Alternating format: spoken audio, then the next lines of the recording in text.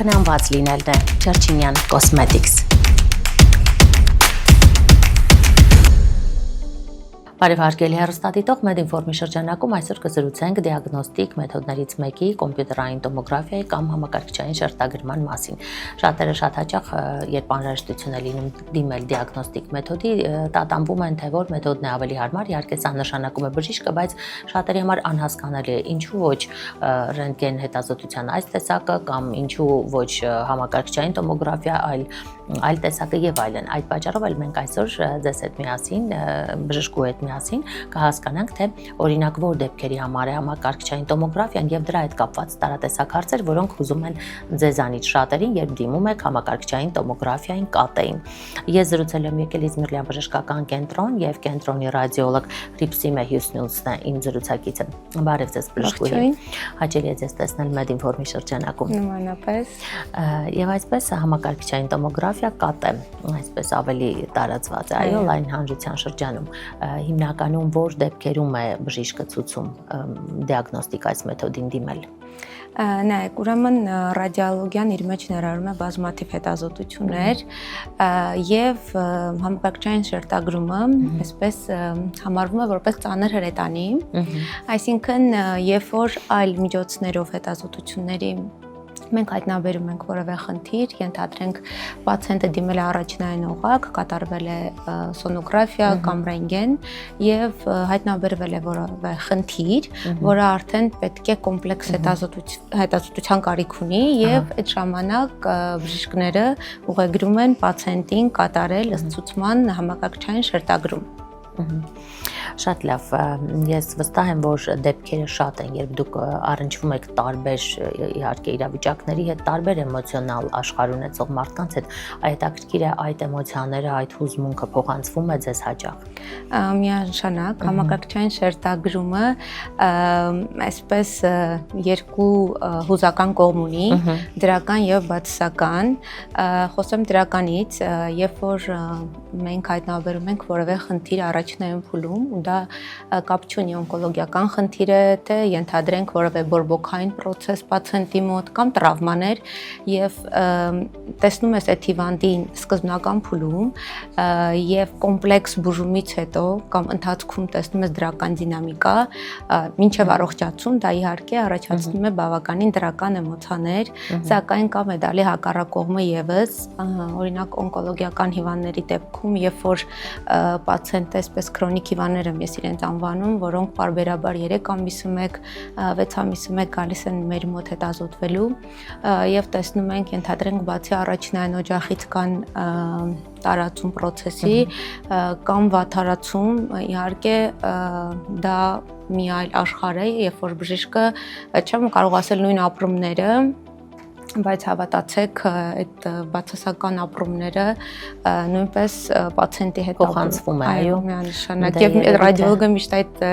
երկու տեսակի հույզերի մեջ օրվա ընթացքում տատանումներ է լինում։ Լավ է գոնե դրականն է, այո, իհարկե, այսպես կոմպենսացվում է։ Ինչ պետք է իմանա պացիենտը կոմպյուտերային տոմոգրաֆիայի դիմելուց առաջ, ինչպես պետք է առհասարակ պատրաստվի, որպեսզի ամեն ինչ շատ ճիշտ, շատ ճշգրիտ ցույց տա սարքը։ Ի ուրախություն բոլորիս հիմա ապրում ենք այնպիսի դարաշրջանում, որ երբեմն չեմ ուզում ասեմ բժշկի հավասար գիտելիքներով, բայց պացիենտները գալիս են արդեն այսպես full կարդացած AI-ի միջոցով տեղեկացված, այո, այդ հատուկ ինչ որ ինֆորմատիվություն իրենց պետք չի համակարգչային շերտագրում անցնելու համար, միայն կան փոքր պունկտեր, որոնք նախորդ պացիենտին մենք հարցնում ենք, դա էլ կախված թե ինչպիսի հետազոտություն է պացիենտը ուզում եմ շեշտել, որ համակարգչային շերտագրումը երկու տեսակ ունի, դա նատիվ հետազոտություն է, որին հատուկ պատրաստվածություն պետք չէ, եւ երկրորդը դա կոնտրաստ նյութի կիրառմամբ հետազոտություն է, հետեւյալ պարագայում արդեն կան մի քանի հարցեր, որոնք պացիենտին մենք տալիս ենք, օրինակ ինչ դեղեր է օգտագործում կամ ունի որոշակի հիվանդություններ, որոնք կարող են հակացուցում լինել մեր հետազոտությանը, այո, բայց այդ նյութը որևէ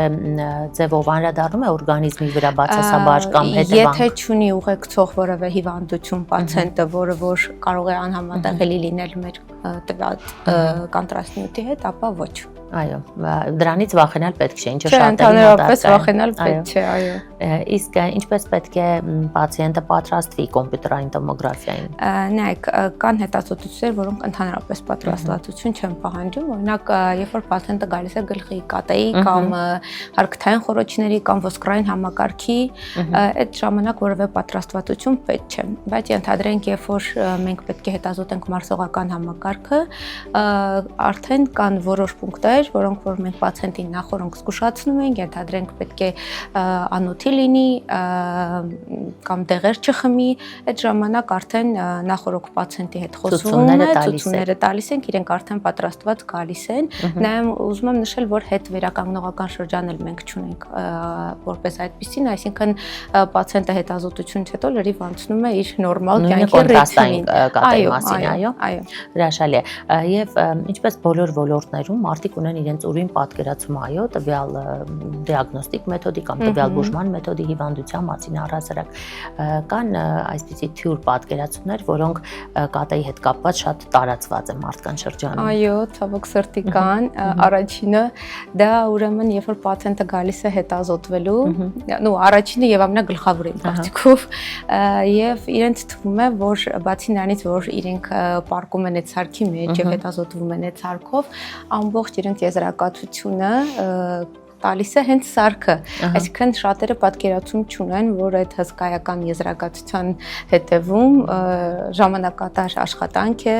երկար վերլուծություն, պատկերների համեմատում տարբեր փուլերում եւ երբ որ բացատրում ես, որ այդ երբեմն 3-4 հազար հասնող պատկերները դա բժիշկը պետք է ուսումնասիրի, համեմատի, չափումներ կատարի, որպեսզի դուք ունենաք լիարժեք եզրակացություն, իրենք զարմանում են, որովհետեւ իրենց թվում է, որ իրենք մտան այդ սարքի մեջ, ինչ որ միտեղից իրենց եզրակացությունը պատրաստի դուրս է գալիս, սպասել չեն ցանկանում, հա, ու երբ որ կատակով ասում ենք դուք ոնց եք ուզում արագ թե ճիշտ ու մանրակրկիտ եզրակացություն, ասում են հա իհարկե ճիշտ եզրակացություն ու այդպես փորձում ենք բացատրել երբեմն, որ դա հսկայական աշխատանք է բժշկի կողմից եւ այլ ոչ թե սարքի։ Քանի որ դիագնոստիկան հենց ճիշտ բուժման հիմքն է, իհարկե։ Միանշանակ։ Ռիպսիմը եւ մարդկանց նաև շատ հետաքրքրում է փաստը, թե որքան հաճախ կարելի է անցնել կատե, այսինքն համակարգչային տոմոգրաֆիայից հետազոտության տեսակը։ Նայեք, եթե ցուցում չունենք, ցանկալի է չանցնել, որովհետև հիմքում ճառագայթն է, բայց եթե կան ցուցումներ, անհապաղ պետք է հետազոտվել, որևէ հաճախականություն համակարգչային շերտագրման ժամանակ չկա, եթե չկա ցուցում։ Այսինքն, եթե մենք ունենք այնպիսի հիվանդություն, որը որ անհրաժեշտ է դինամիկ հսկել, որպեսզի հասկանանք ինքը բուժման ենթարկվում է թե ոչ, կամ վիրահատական որևէ տակտիկա որոշելու, այդ ժամանակ բժիշկը, բուժող կլինիցիստը արդեն հստակ ասում է, որ ինձ ենթադրենք պետք է 3 ամիսը մեկ հետազոտություն, օրինակ կա որևէ գոյացություն, ես հասկանամ ինչպես է ենթարկվում այդ գոյացությունը բուժման, կամ բուժում չեմ անում, փորձում եմ հասկանալ ինքը աճ ունի թե ոչ։ Այդ պարագայում այո, իսկ եթե մարդ որոշի, որ պետք է հետազոտվի, դա ճիշտ չէ։ Ունենք առաջնային հետազոտություններ, որոնք պարբերաբար պացիենտը պետք է անցնի կանխարգելման եւ հետո արդեն եթե խնդիր կա, ապա դիմի մեզ։ Այո։ Այ նշեցիք ճառագայթման ինչ որ չափ այնուամենայնիվ կա, այդ ճառագայթումը շատ արագ է դուրս գալիս մարդու մեջից, թե դա օրերով կամ ամիսներով։ Չէ, շատ արագ դուրս է գալիս, դրանից պետք չէ վախենալ, հետազոտությունից հետո դուք որևէ մեկին չեք ճառագայթում ու ցածր դոզաների պարագայում, այսինքն տարեկան կամ 2 տարին մեկ հետազոտվելու ժամանակ որևէ վտանգ օրգանիզմի համար իրենց չի ներկայացնում։ Ըստ այդմ որքան ժամանակը մեկ կարելի է անցնել այս հետազոտության տեսակը, եթե իհարկե ցուցված է։ Եթե ցուցված է, կրկին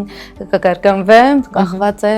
կլինիցիստի կողմից նշանակումից, այսինքն մենք դա չենք որոշում, ռադիոլոգը չի որոշում։ Սահմանափակում չունի ամեն դեպքում, եթե նշանակում է տվյալ պարագայում կա անհապաղ հետազոտության կարիք, ապա չի նայվում 3 օր առաջ կատարվել այդ հետազոտությունը, թե ոչ, ըստ ցուցմամբ։ Այո, իսկ առհասարակ, եթե մարդը որևէ խնդիր է ուզում բացահայտել, տարի 1 թե ավելի քիչ է Ցանկալի չէ, եթե չունեք խնդիր։ Այո, մինչև մեզ կարող եք դիմել ուլտրաձայնային հետազոտության կամ նույն մագնիտ-ռեզոնանսային տոմոգրաֆիայի, որը որ բաղակացություն չունի, այսպես ասած։ Շատ լավ, Ռիփսիմե եւ վերջում կցանկանայի բոլոր այն պացիենտները, ովքեր լսում են ձեզ եւ պատրաստվում են հատկապես այո, կատայի, իմանային այն ցուցումները, այն խորհուրդները, որոնք դուք կտաք պացիենտներին։ Ես ընդհանրապես բոլորին հորդորում եմ շատ ուշադիր լինել իրենց օրգանիզմի նկատմամբ։ Եթե կան փոքրիկ նշաններ կամ ձեզ վատ եք զգում, մի զլացեք եւ դիմեք բժշկի։ Ինչքան շուտ ձեր մոտ կհայտնաբերեն որևէ խնդիր, այնքան հեշտ կլինի տալ դրան լուծում։ Կանանց հորդորում եմ լինել մի քիչ էգոիստ, սիրել շատ ձեզ եւ չթողել այսօրվա գործը վաղվան։ Տղամարդկանց ինչու չնշեցիք նրանք այսպես թե այնպես։ Տղամարդիկ ավելի ուշադիր են, գիտեք, պրակտիկան ցույց է տալիս, որ իրենք ավելի ուշադիր են իրենց սեփական առողջության նկատմամբ, այո։ Այո։ Դա գովել է իհարկե։ Պետք է այո, կանանց Հայ նույնպես կանայք հորդորել։ շատ անձնանվեր են ու գալիս են հետազոտման հիմնականում, երբ որ արդեն շատ լուրջ խնդիրների առջև են կանգնած։ Այո, շնորհակալ եմ եւ կարեւոր Ես եմ շնորհակալ։ այդ ազդակը լավ է որ հնչեցրիք մեր կանանց համար։ Շնորհակալ եմ։ Հարգելի հեռուստադիտող, շնորհակալ եմ նաեւ ձեզ ուշադրության համար կոմպյուտերային տոմոգրաֆիայի կատայի հետազոտման եղանակի մասին այսօր զրուցեցի ռադիոլոգ Ռիփսիմե Հյուսնունցի հետ։ Հետաքրքիր միազգանին եւ հետաքրքիր ինֆորմատիվ հարցազրույց։ Այսքանը կհանդիպենք։ Շնորհակալ։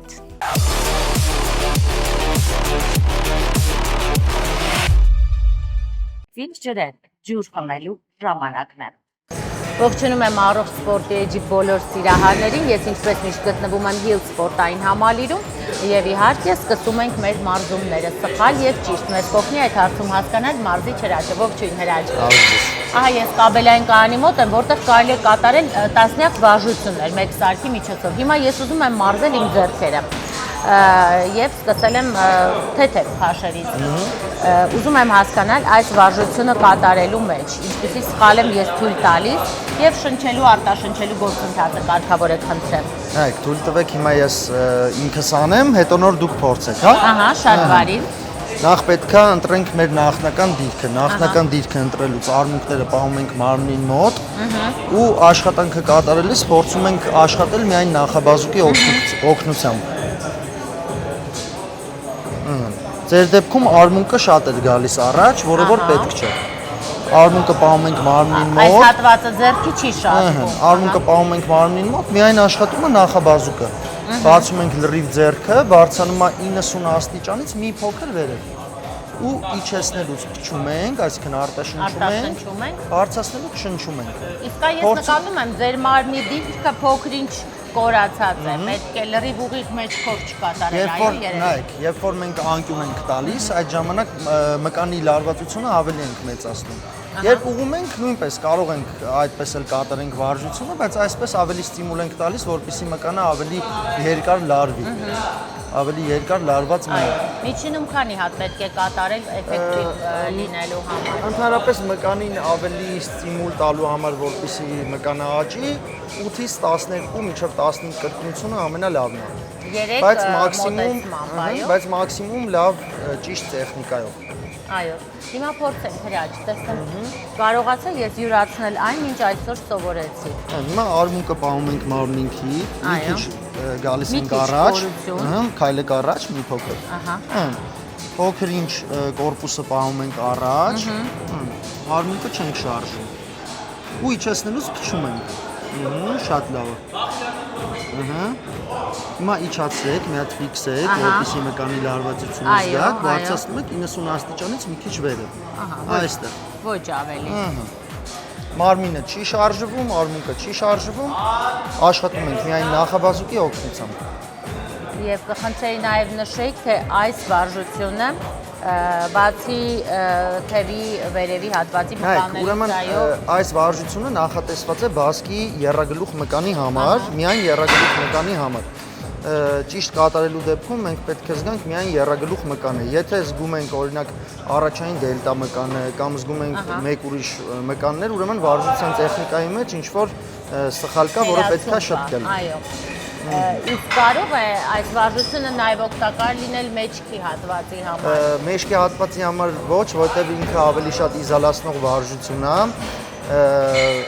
այն վարժությունը չի, որի ժամանակ մենք շատ մկանաթելեր ենք աշխատացնում։ Ինքը իզոլացվում է, միայն աշխատում է եռագլուխը։ Հրաչ, ինձ հետաքրքիր է նաև մի փաստ, այս շատ հաճախ մարզիչները մեկ օրվա ընթացքում մարզում են ասես միայն ձեռքի մկանները, մեջքի մկանները, օրինակ, վերցնում են այդ երկու մկանային շարքը, որքանով է դա ճիշտ մեկ օրում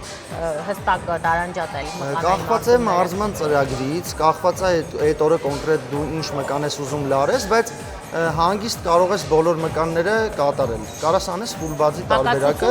հակացություն չէ, կարաս հանգիստ անես full բազի տարբերակը, որի մեջ կարաս ներառես մեջքի, կրծքավանդակի, ուսերի, ձեռքերի, մի խոսքով բոլոր մկանախմբերը կարող ես ներառել։ Շատ բարի։ Ես նաև ուզում եմ ջուր խմել եւ ձեզ ուզում եմ հարցնել, դուք արդյոք մարզվելիս ջուր խմում եք։ Անպայման, մարզվելուց պետքա ջուրը խմես, որովհետեւ եթե ջուրդ օրգանիզմում չլինի, չես կարող մարզվել։ Այո, հիմա ես կփորձեմ նաև ձեզ հյուրասիրել ֆիտ ջրերով։ Հարգելի հեռուստադիտող, դե ինչ պարտադիր է մարզվելու ընթացքում ջուր խմելը։ Իհարկե փոքր կումերով, այո։ Այո։ Եվ իհարկե դա օգնում է եւ նյութափոխանակությունը արագացնել եւ սրտի վրա լրացուցիչ ծանրաբեռնվածություն չի ընկնում։ Մարզվելիս լավագույն տարբերակը մնում են ֆիտ ջրերը, որոնք հարստացված են տարբեր միկրոտարերով, իսկ կոնկրետ այս ջուրը սև գույնի է, այն չունի որևէ համային փոփոխություն, սակայն հարստացված է յոդով եւ այլ օգտակար նյութերով։ Այնպես որ մարզվելիս հատկապես ես նախընտրում եմ ֆիտ ջրերը եւ հատկապես սև տարբերակը։ Ֆիտ ջրեր ջուր խմելու ժամանակն է։